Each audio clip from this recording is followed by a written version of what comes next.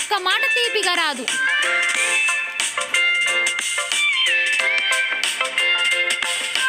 తన భర్త వారం రోజుల నుండి కనబడటం లేదని పోలీస్ స్టేషన్కి వచ్చి ఫిర్యాదు చేసింది సరళ.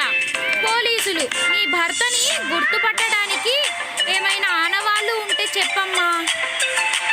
సరళ పెద్దగా ఏం లేవండి.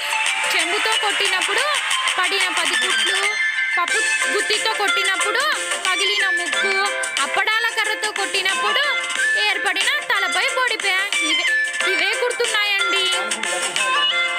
పేకాట మంచిది కాదు. ఈరోజు డబ్బులు వస్తే రేపు పోతాయి. అర్థమైందా?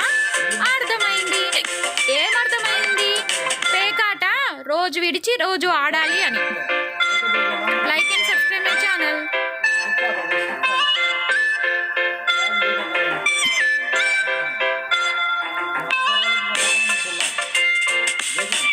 సావిత్రి స్వామీజీ మా కష్టాలు తీరే మార్గం చూపించండి.